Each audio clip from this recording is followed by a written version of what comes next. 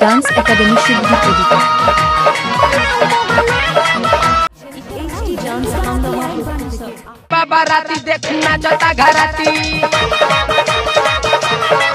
सब आइल बाबा राती देखना जता घराती तोरे चोलिया में गोली दागब रे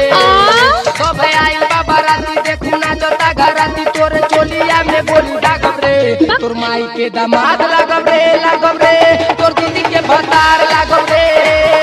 तोर माई के दामाद लागब रे तोर दीदी के भतार लागब रे। ओफो काहे से परेशान कैल बड़ा हमरा के आजे तक के करा के परेशान करी हो।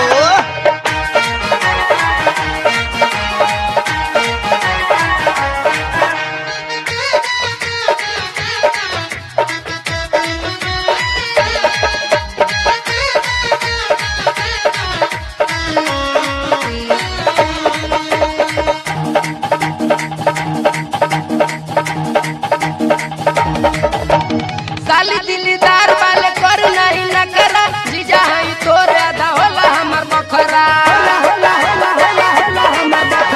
साली दिलदार वाले कर नहीं न करा जीजा हई तोरे आधा होला हमर बखरा तोरे चढ़ल बा जवानी आज करो माना मानी तोरे चढ़ल बा जवानी आज करो माना मानी खुला प्यार के इशारा मांगब रे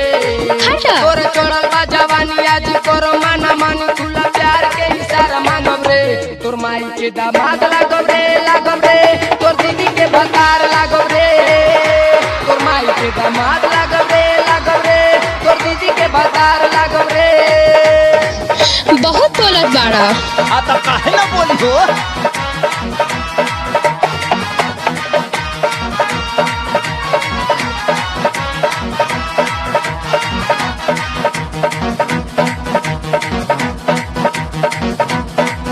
पैक होई सील तोर तूड़ा बाजी हमरे छोड़ दे पटाखा निहर तोर दुनो बम रे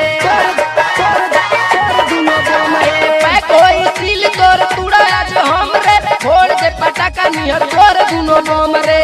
अरे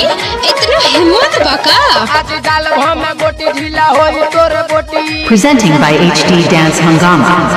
आज डाल हम गोटी ढीला होई तोर गोटी लेवे खातिर सारा रात जागब रे आज डाल हम गोटी ढीला होई तोर गोटी लेवे खातिर सारा रात जागब रे तोर माई के दामाद लागब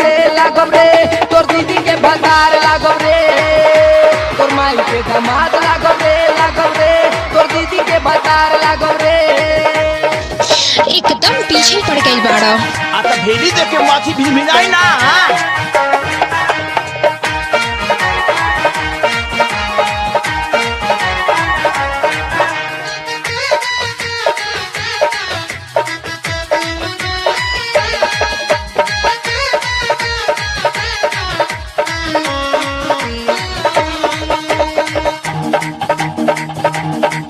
डांस एकेडमी शुभ एडिटर गाँव আপনারা দেখছেন HD ডান্স হাঙ্গামা পক্ষ থেকে हो गाँव बनौली जिला खुशिया नगरिया लिखे गावे ऐसन गाना पर पटरिया तो हम का करी आज लुटल करो मजा का पतान गंज राजा अच्छा